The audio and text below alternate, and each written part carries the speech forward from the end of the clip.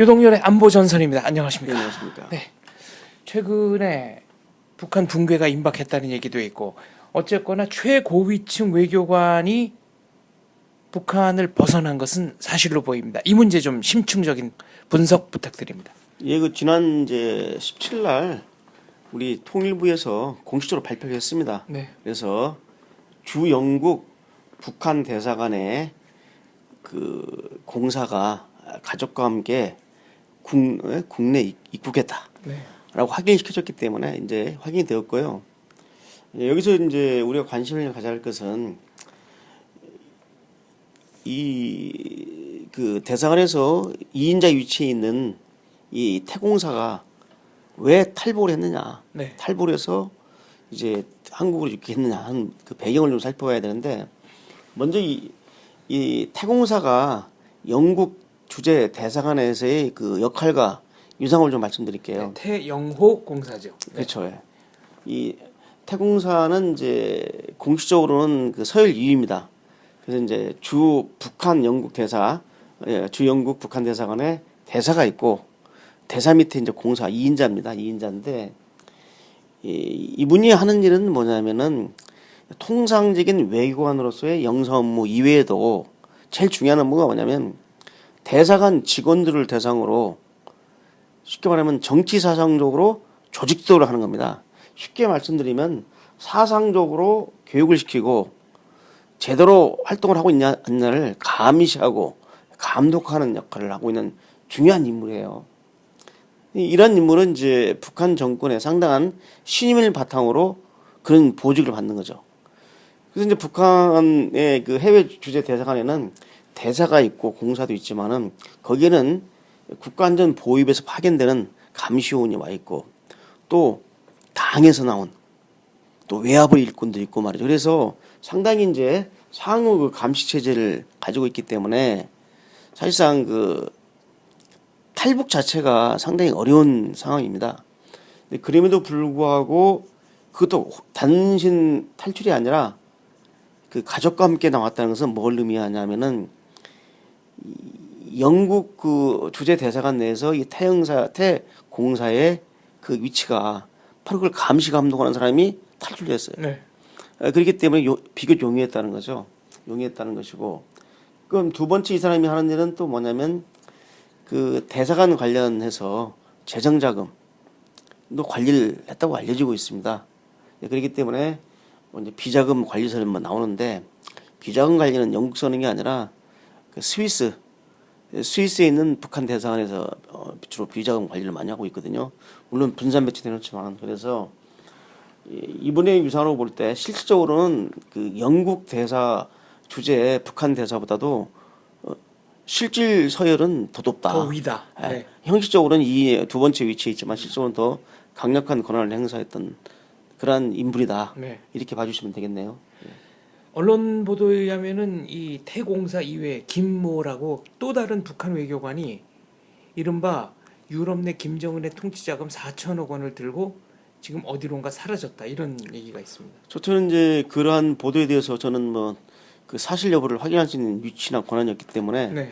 그것은 이제 제가 말씀드릴 수 없지만 다만 그 보도 내용을 보면 개인이 4천억 원이라는 이런 거금을 들고 현금을 인출해서 탈출했다는 것은 그런 이제 물리적으로는 상식적으로 불가능하고요. 어렵습니다. 네. 그래서 그 무역 거래할 때도 대부분 이제 은행 간에 그 계좌 이체를 통해서 무역 거래를 상식적으로 하고 긴급한 경우에 이제 현금으로 하는 경우가 있지만은 현금 거래할 때도 그 혼자 인출을 하는 게 아니라 보통 3명 정도가 네. 붙어서 그런 걸 알고 있어요. 그래서 3명 정도가 있기 때문에 혼자 단독으로 거금을 인출할 수 있는 상황도 아니고요. 그래서 이 북한 해외에서 외화벌이 하는 사람들의 행태로 볼 때는 이 4천억 원을 가지고 나왔다는 것은 뭐 상식적으로 이해가 안 되는 때문에 조금 언론들이 너무나 그 특종지 또는 상업주의 빠지지 말고 좀 차분하게 좀 지켜봐야 할 것 같습니다. 네. 정말 그런 일이 사실이라면 얼마나 좋겠습니까? 이런 식으로 계속 북한의 외화벌이 또 고위층들이 계속 돈을 들고 탈출을 하고 국내에 들어간다는 것은 결국은 북한 체제에 문제가 있다는 거 아니겠습니까? 그렇습니다. 그래서 이제 제가 여기서 말씀드리고 싶은 게 그러면 이 탈북해서 탈출을 해서 국내에 들어오는 것을 어떻게 봐줘야 되느냐는 그 배경과 의미를 좀 말씀드릴게요. 첫째 뭐냐면 이 해외에 나와 있는 북한 이 외교관들이 북한 김정은 체제에 대해서 희망이 없다고 느꼈다는 겁니다. 저 체제로 가서는 희망이 없다. 그렇기 때문에 본인 스스로 이제 이러한 그 체제에 대한 분명한 이제 무려 그 오랫동안 외교관 생활을 한 이런 사람이 그 체제에 대해서 이제 불만이 아닙니다.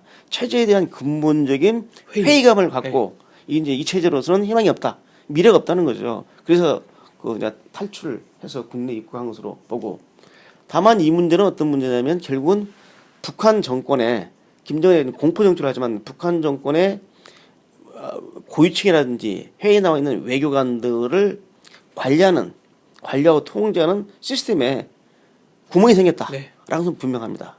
자, 여기서 분명한데 많은 이제 그 탈북자들 중에는 또 오해살 뭐 좀 그런 부분이 있지만 이렇게 생각하시면 돼요. 실제로 정기사상적으로 북한 체제에 염증을 느끼고 순수하게 탈북하신 분도 있는가 하면은 외화벌이 과정에서 그 뭐 공금을 횡령했다든지 또는 제대로 외화벌이 성과가 안 좋아서 사업을 잘 그렇죠. 못했다든지 돌아가서 문책을 당할 우려가 있을 때 또 극히 일부분의 그 범죄를 좀 안 좋은 범죄를 저질고 탈출하신 분들이 계시거든요. 그렇지만은 지금 이 전반적으로 볼 때 이러한 이제 북한 김정은 체제가 들어서서 이 공포 정치가 강화됨에 따라서 결국은 이 체제에서는 희망도 없고 우리 자녀들의 미래도 보장할 수 없다. 이런 생각이 들기 때문에 과감히 탈출을 하는 것이고 이제 국내에 들어온 겁니다. 그래서 제가 이제 우려하는 것은 이러한 것을 갖다가 북한 체제의 탈북 노시다. 북한의 고위층이 탈북 노시를 하고 있다. 북한 체제가 곧 붕괴할 거다. 그렇죠. 과연 이렇게 이제 우리가 분석하는 게 맞는가 하는 건데 저는 거기에는 동의하지 않습니다.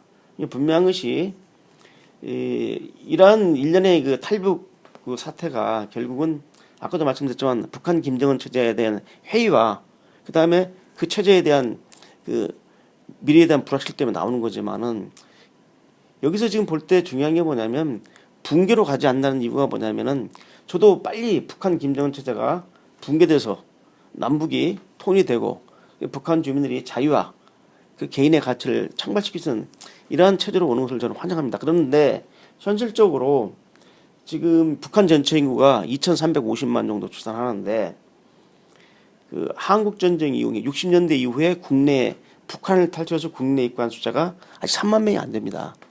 그 북한 전체 인구의 흑소수에 불과합니다. 자, 그런데 우리가 동소독의 경우를 한번 대비해 보세요.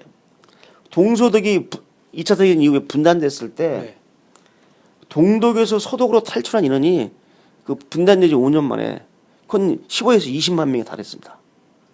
그 짧은 기간 내에. 자, 그런데 그 동독이 빨리 붕괴됐습니까? 베를린 장벽이 무너져서 1990년 10월 5일 날 동소독이 통합할 때까지 동독 건재했습니다.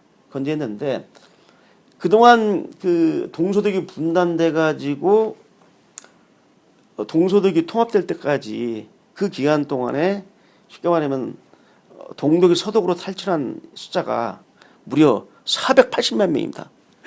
480만 명이 동독에서 서독으로 왔어요. 근데 그때는 베를린 장벽 붕괴 이후에는 이제 동독은 시간의 문제지 서독으로 흡수통 그 이전이죠. 되는 거는 통합하기 전까지니까. 그러니까 베를린 장벽 붕괴 이전에 전체 인구의 거의 25%가 동독 인구의 25%가 그 기간 동안에 바로 서독으로 탈출한 거죠. 자, 그래 이제 그 정도인데 불과 3만 명 정도가 지금 나왔거든요. 이걸 가지고 0.1% 가지고 그 북한 체제가 붕괴된다고 단정하는 것은 좀 그렇고요. 두 번째는 이 북한의 나름대로의 그 내구력이라는 게 있습니다. 북한 정권에 김정은 이렇게 내구력이 있기 때문에 북한이란 그 탈출 또 탈북 너치를 갖다가 계속 방치하지는 않을 겁니다. 나름대로 또 다른 새로운 통제 체제를 가지고 또 장막을 치기 때문에 우리가 좀 지켜봐야 된다. 그래서 빠른 시일 내에 북한 김정은 정권이 무너지면 좋지만은 이번 이 외교관 탈북 사태를 가지고 북한 정권의 붕괴로까지 연결시키는 것은 조금 좀 과장된 거 아니냐. 좀 우리가 지켜봐야 된다. 얼마 전에 그 북한의 장성 원스타로 알려졌는데 이 탈북도 굉장히 예외적인 거 아니겠습니까? 지금 그 보도도 저는 사실관계 확인을 정부도 공식으로 안 했고 네.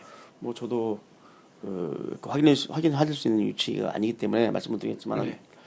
일부 해외에 있는 그 주요 부서들 힘 있는 주요 부서들의 외화벌이 일꾼들이 직접적으로 또 참고를 쳐서 국내로 네. 입국했다는 것은 일부 사실인 걸로 확인이 네. 됩니다.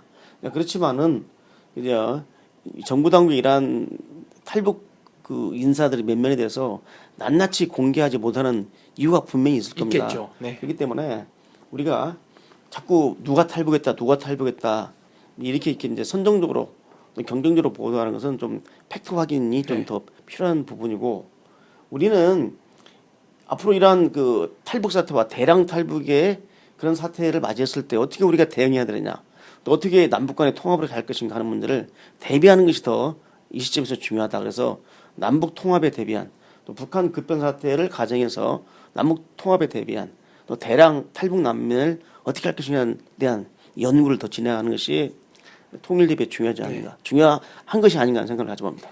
낙관적인 전망, 그러니까 북한 정권이 곧 붕괴할 거라는 이런 전망보다는 항상 최악의 경우를 상정하고 대비하는 것이 오히려 통일에 가까이 다가가는 발걸음이다. 이렇게 정리하면 되겠습니다. 예, 그리고 이제 마지막으로 또 긍정적인 측면도 있어요. 정부가 이제 신속하게 확인을 해줬는데 이 북한의 고위 외교관들이 한국으로 들어왔다라는 것을 보도함으로써 이러한 보도들은 북한 내부에서는 언론 통제를 하기 때문에 알 수가 없지만은 그 해외를 드러나드는 또 해외에 근무하는 북한 외교관이라든지 또는 외화벌이 요원들은 그 이 자유세계 언론을 접하기 때문에 이런 일이 일어났다는 사실을 알게 됩니다. 알게 되면은 반작용으로 북한의 이제 검열이라든지 단속이 심해지고 또 거기에 불안을 느끼면 제2, 제3의 유사한 그 탈출 사태가 벌어질 가능성이 있다.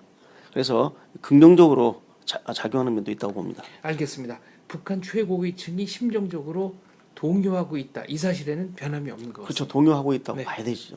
그렇지만 이제 그 지난번에 한번 다룬 것 같은데 북한 붕괴론 주제를 다룬 것 같은데 그 이 북한 체제가 무너지려면은 일단은 아래로부터의 변화가 제일 좋아요. 그러니까 북한 주민이 스스로 깨우쳐가지고 의식화되고 조직화돼서 이게 그 변화로 발전하면 좋은데 너무 시간이 오래 걸리고 실상 의식화돼도 조직화하기 위해서 이 공포 정치 때문에 힘들거든요.